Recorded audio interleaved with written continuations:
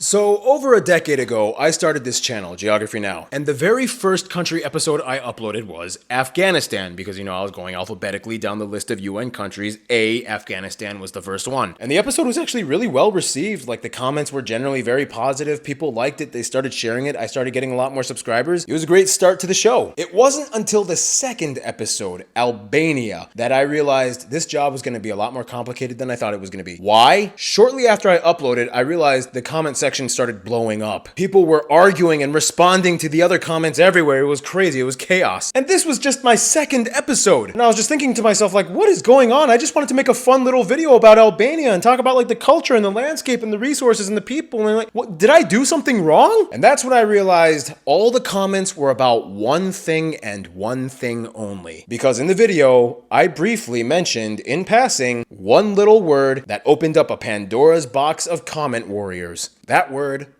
was Kosovo. And it doesn't even matter what the context is. The moment you say that one word, you can expect a lot of people to start arguing. That's because to this day, both Serbia and the Albanians in Kosovo and Albanian people in general have an ongoing dispute over Kosovo.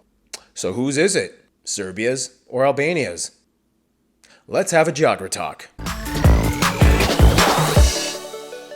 Hey everybody, I'm your host Barbs, and oh my gosh, golly, Guatemala guacamole, what do we have here? It's a Geography Now mug, of which you can get at geographynow.com. A lot of good stuff on the website. Get some stuff, get some merch, get some t-shirts or whatever you want. We even have these Geography Now drawstring bags, of which you can put all that merch you buy inside of it. I don't care, get whatever you want. It's not I don't care what you do with it. Just support the channel. Anywho, so sometimes people ask me, Barbs, what's the most difficult part of your job at Geography Now? Is it the editing? Is it the post-production? Is it the filming? To which I always say, ha! No, it's the writing. This is why when I do my videos, I like to feature people from the countries or areas that I'm talking about in my videos. Because to me, people are the best source of information. So for this video, I had to talk to a lot of real, actual people from Kosovo to get some information. And we'll get to all of that in a bit. But first, context. What even is Kosovo? Or if you're Serbian, Kosovo I Metohija. So Kosovo is this landlocked area in the Balkans, located pretty much smack dab in the middle of everything. If you talk to Albanians and the Albanian peoples in Kosovo, they will say that Kosovo is an independent country that declared independence in 2008. They have their own system of government, military, they've adopted the euro as their currency, and are recognized by over 100 countries across the world. If you ask Serbians, they will first call this place Kosovo I Metohija. Metohija meaning monastic estates, referencing the large number of monasteries and the villages they were under in the southwestern part of the area in the Middle Ages. Long story short, Serbians believe that the entirety of Kosovo belongs to them. It is their land. It is the cultural, spiritual, and legal heartland of Serbia. It was under them during Yugoslav times, and today the dispute lives on. So before we even get into this, I just want to preface, I'm just some random American guy, okay? I am not ethnically Albanian or Serbian. I have no direct connection to Kosovo in any way. I mean, I do have some Albanian and Serbian friends, but like that's as far as it goes. So I'm just kind of approaching this topic as an outside spectator, taking in as much information as possible and trying to relay it back to you guys. If you are Serbian or Albanian or Kosovar Albanian Serbian, please by all means correct me if I'm wrong on anything. And when it comes to these topics of extreme polarization, and a lot of times, the sides, when they report on it, they have a lot of bias. It can be very difficult to get the grand scope of both perspectives. Thankfully, one source that I use very often in these types of scenarios is Ground News, and I'm very glad to say that Ground News is helping and sponsoring with this episode. Ground News is a source that tries to reveal the biases of articles more transparently by giving you the tools that you need to think more critically about the information you consume. For example, some of the information I used in this video actually came from articles from Ground News, specifically in regards to Kosovo. And then when you look up Kosovo on Ground News, they even give you like sources from both the Serbian and Albanian perspective. It's crazy. Like you can actually contrast. Ground News gathers articles from all over the world and gives you context about political leaning, reliability, and ownership, so that this allows you to compare the coverage of each source and see the bigger picture. The coolest thing though is that they have this thing called a blind spot feature, and it shows stories that have disproportionate or little to no reporting on one side of the political spectrum and offers perspectives from the ground and local media sources. You can subscribe to Ground News and get 40% off their Vantage plan. That's the thing I mentioned with the whole like blind spot feature and all that other cool stuff by clicking on this QR code right here. I'll leave it up here right now if you just want to quickly,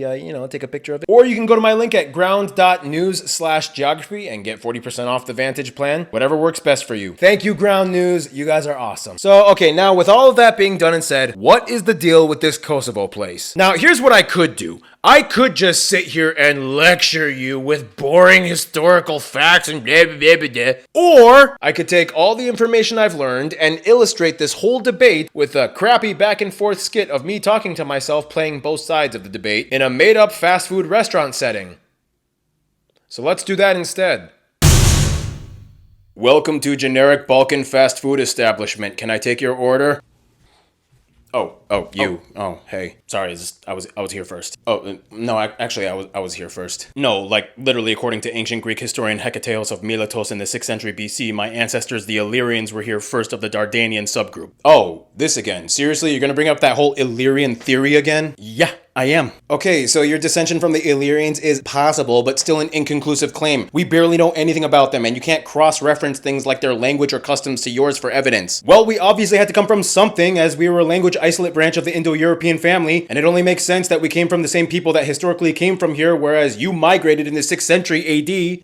Okay. Well, okay, first of all, I'm not denying you come from the Illyrians, but the whole story was just used after the fall of the Ottoman Empire as a means to combat Slavic and Greek claims to your land. You mean our Rilindia Kopetare or Albanian awakening? Yeah, because clearly we are not Slavs or Greeks and never were, so what do you expect? And there are parallels from our peoples to the Illyrians. Well, it kind of seems like a desperate attempt to latch on to an ancient claim that you can't really prove as a means to justify something. Okay, then please, oh please, Mr. Slav, enlighten me. If not the Illyrians, where would Albanians descend from? Again, I'm not denying the Illyrian theory. It could be true, but I'm just saying you're holding so desperately to an inconclusive claim, and let's be real, the general Balkan person has a genetic admixture of every people group that passed through these areas. You mean like Turkish? No, f*** that! Okay, well the fact remains that our people most likely descended from the Paleo-Balkan peoples that were originally from here, whereas you guys migrated after the Byzantine Empire fell in the 6th century. Oh please, the first mention of the word Albanian didn't even come up until the Byzantine historian Michael Adelaetes mentioned it in the 11th century, 5 centuries after our migration. So whatever you guys are, it took time to evolve title-wise past the Middle Ages when Serbs had already established kingdoms. Yeah, the title evolved, but that doesn't mean that we migrated in the 11th century. We were still here. Yeah, and it was a loose confederation that couldn't even function properly until the Progoni family started your first kingdom in the 12th century, and it was established in Albania, not in Kosovo's land. Regardless, we still inhabited the areas of what are now Kosovo. Yeah, allegedly, and then we fixed everything up. Fixed everything up? Are you serious? Yeah, and we made it glorious. Kosovo became the epicenter and heartland of the medieval Serbian kingdoms. Places like Prizren, Peć, and Novo Brdo were former Serbian kingdom capitals and court cities. So many Serbian Orthodox churches are still there and UNESCO sites. There's no denying how much significance this place is to the Serbian identity. Yeah, and then the Ottomans came in and then you started to lose it, and then our people started to migrate back around the 18th century onwards. We reclaimed it, and now we make up about 90% of the population of Kosovo.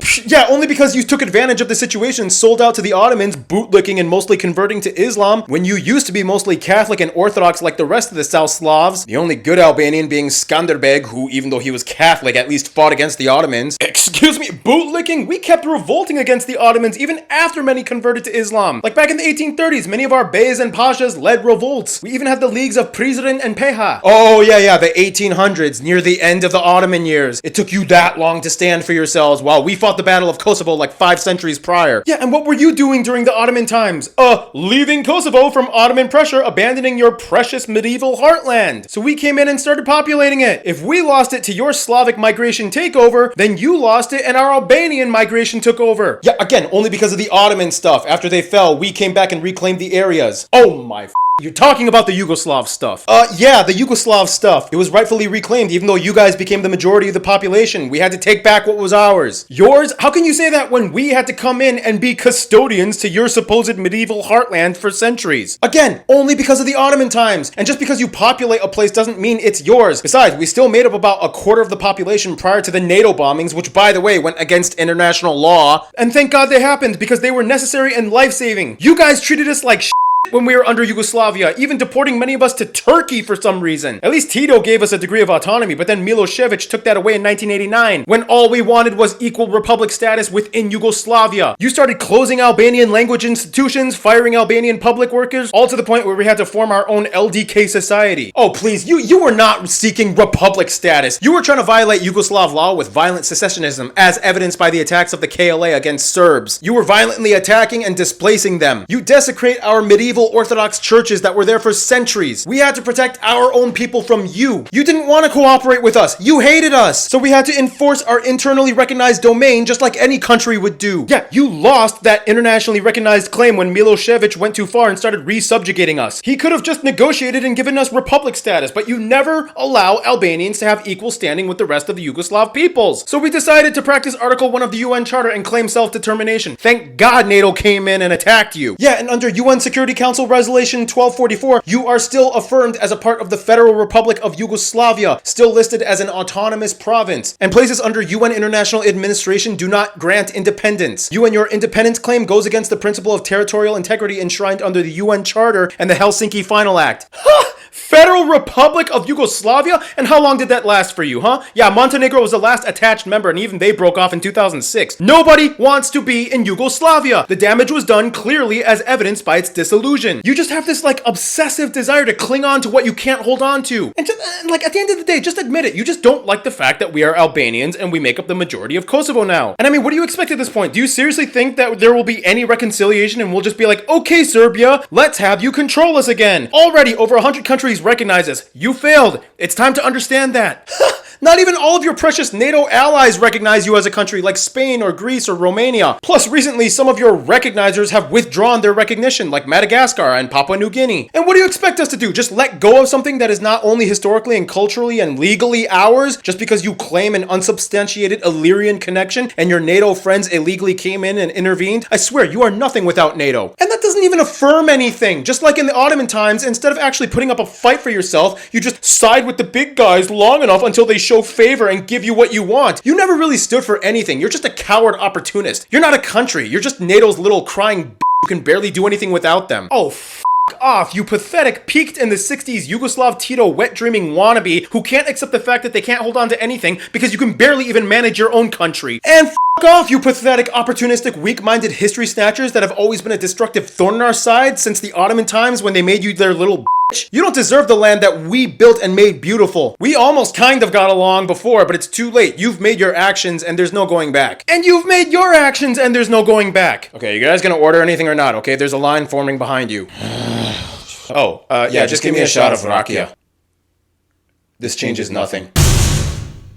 So there you go, my outsider's speculative portrayal of the Serbian-Albanian-Kosovar debate thing. I tried my best. I don't know, I hope that was kind of good. If it wasn't, please let me know in the comments, okay? If you're Albanian or Serbian, or if you, I don't know. And on that note, so a while ago, I made a post on social medias asking if any of my subscribers were Kosovar, either Albanian or Serbian. And surprisingly, I actually got quite a few responders. And I asked them if they would like to at least just generally tell us about Kosovo and maybe answer a few questions that I had for them. I didn't want to push them to get into anything uncomfortable, but I just wanted to hear what they had to say about Kosovo and if they were willing to at least participate a little bit in this episode. And then I decided, why not actually just go to Kosovo and meet some of them in person? So I did that. So, all right, I understand Kosovo is kind of a complicated place, let's be honest. Got a history. Kosovo has a history behind it. Yeah, as all obviously. Balkans does. Yeah. As all the Balkans do. Well, so first of all, okay, question personally for you, what ethnic community are you a part of? I'm Albanian. You're Albanian. Kosovo Albanian. Got yes. it. Okay, and so what is a Kosovar person? Like, do you call yourself Kosovar or Albanian, or what do you consider yourself? Well, look, I mean, in Kosovo, more than 90% of people are of Albanian speaking, Albanian origin, so ethnic Albanians. But there are other nationalities that live in Kosovo. There's Serbs, there's Turks, there's Roma, Ashkali, Egyptians, Gorani. So there's several other communities that live in Kosovo. Are you Kosovar? Are you Serbian? Are you Kosovar, Serbian? What do you feel? I feel like Serbian. Serbian completely. Yeah, okay. Completely Serbian, yeah. I was born in Kosovo, my parents were born here, and we are all ethnically Albanian. In my heart, I feel like a Serbian. I belong to the Serbian people, but indeed, that's true. I live here in Kosovo. Let's say I can identify like a Kosovo Serb. I'm Albanian from Kosovo. My name derived from the word Avlona, which was an ancient city during the time of the Illyrians, and is today known as the city of Vlor in Albania. I am Serbian. I prefer saying I'm Serbian from Kosovo, and then whoever gathers whatever from that It's fine by me. Ja se osjećam kao Srbin, pre svega, ali ja sam takođe i građanin Kosova. Znači, imamo dokumenta zbog vožnje i tako dalje, zbog funkcionisanja, zbog sistema kakvog imamo ovde. Mi možda ne želimo, ali taj nametnuti sistem imamo i živimo u tom sistemu. Are there differences between Kosovar Albanians and Albanian Albanians? Ethnically, we're the same. We speak the same language. The background is all the same, but divided on different countries. For example, if you go to Albania, south of Albania, there's a dialect called Tosk. The north of Albania is Geg. Kosovar Albanians, though, had more of kind of like a South Slavic, Yugoslav, whatever you want to call it, influence, though? Or? Oh, of course. Yeah. I mean, we lived in a different country, and so in a different political system, Yeah. a slightly different political system, under different settings, different situation. So that did have an impact. What is the situation now between Serbians and Albanians? What do you feel like? What's the situation like? I think we are oppressed right now. I think Albania want to run us out of Kosovo. Are there any Albanian people living in Leposavic? No. In Leposavic municipality, there is a few mountain villages, but they are far away. We never saw them. 2 years ago, Albanians came. They put the mayor in the Leposavic, who is Albanian. They came with guns. They attack our people, and they are now running the show, running the municipality. We have a closing of institutions.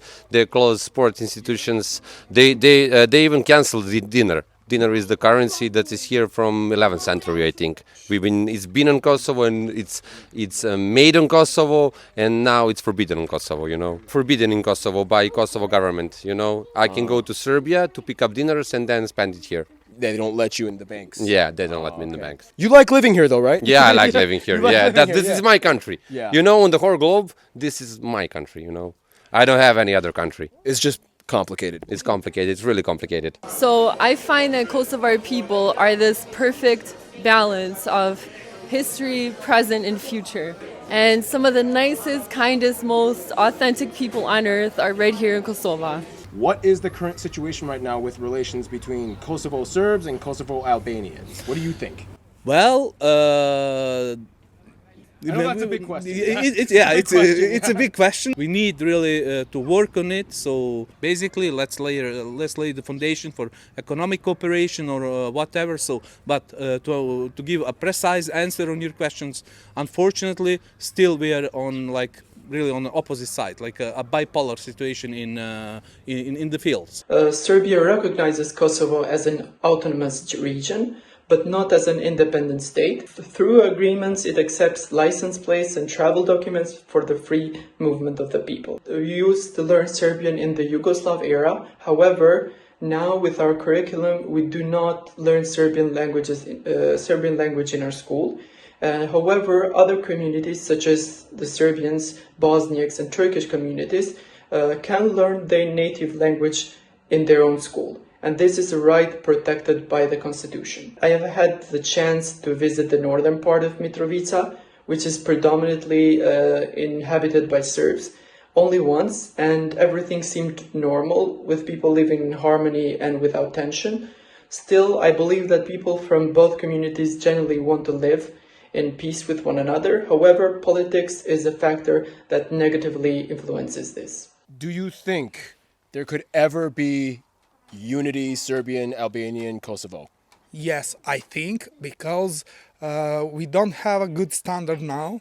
Maybe in future we have a good standard, big standard. You Albanian, you have a money. I have a money. We go together in America, in Florida, Miami, and we not look. Hey, you're Albanian and Serbs. No, we have a money. Now we not have a money, not have a standard. You are my enemy because I not have a money because you are guilty for that. Blame. Yes, blame. Yeah.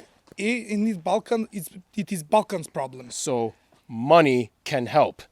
Yes, yes. Okay. Maybe money can help. 2025, talking about just these last 2 years, I was actually very positive about where things are moving. It wasn't perfect, of course, and this is just an act of politics from both sides, Kosovo and Serbia. Like, I am personally an optimist because I was like literally thinking the other day that I would actually like to start my own little business in Kosovo because I still want to have something remain here for me tomorrow, for my kids. I think on a local level, like village by village, if someone really wants to do something for their little community, something nice can happen. I think little by little, new generation will come and they will think differently about it. I think that's the key. We just need to leave something, a little bit of us for that new generation of something that we liked about this place, and let's see what they do. If I would say that we don't hate each other, that would be a lie.